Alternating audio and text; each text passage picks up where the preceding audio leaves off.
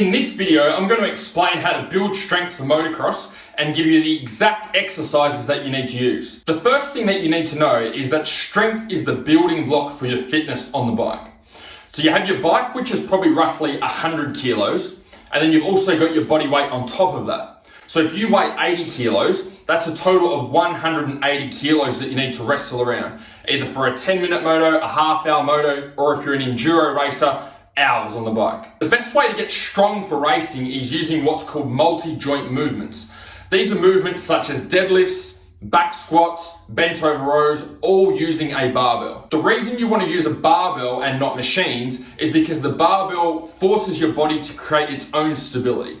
When you're using machine, the machine creates a lot of the stability for you, which means your body isn't working as hard, and we also don't get as much transfer over to the bike. Here I'm going to break down some common myths with getting strong for racing, particularly lifting weights. Myth 1, you'll be too big and bulky if you lift weights or lift heavy weights. This is incorrect. What decides whether you get big or you get strong or you get big and strong depends on the type of exercises that you use. Majority of gym exercises out there are based on bodybuilding and looking good for the beach rather than building strength for performance on a motorbike.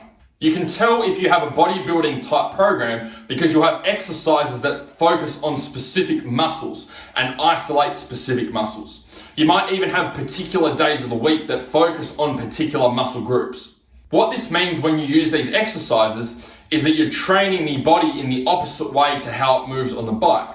For example, when you're on the bike, you're using every muscle from head to toe, all in different ratios, but they're all being used and they're all being used together, which is what makes racing so physically demanding. When you go to the gym and you do a bicep curl or you're doing tricep extensions, what we're doing is we're isolating one muscle and getting it working on its own. But on the bike, everything is working together. So the level of transfer you get from an isolation exercise is going to be much lower than what you would get from a multi-joint movement. Isolation exercises also cause more hypertrophy. What this means is it makes the muscle bigger because they're so isolated. When we use multi-joint movements that use the whole body, what we're doing is spreading the load that you're lifting or moving through your whole body. So instead of the muscles getting a lot bigger and being heavier, now what we're doing is we're making your body much more efficient and making it stronger, which is where we get the results on the bike. Myth 2. Weight training causes arm pump. Weight training can cause arm pump if it's done incorrectly.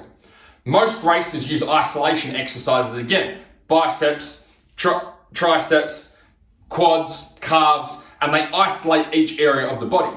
So they train the body to move separately, but then hope that it works together on race day. And this causes arm pump because instead of having the whole body and all the muscle groups working together as a team, we've got them all working separately, which means each muscle group is working a lot harder because it doesn't have the support and help from all the other surrounding muscle groups. Myth 3, target muscles that get fatigued on the bike with your gym work or weight training work during the week so that they aren't sore. This is incorrect because often overworked muscles are not a problem with the muscle itself. It's a problem with how the muscles around it are working. Think about a football team. A football team trains together, they stay together. They go and play games together, they do their skill work together. They do their fitness work together.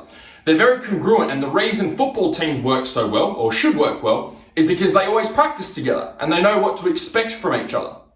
The challenge with isolating one specific sore spot is it's like just trying to make one player better on the team, when really the whole team needs to be better. Everyone needs to be improving and getting better to see a big improvement. What a lot of racers focus on is just improving one player, so we get this much improvement instead of this much improvement on the bike. If you'd like to know how to incorporate these strength exercises into your overall training, check out my other video here, the perfect workout plan for motocross. I'll put a link here or here, which will help you to be able to do that. Happy racing and training.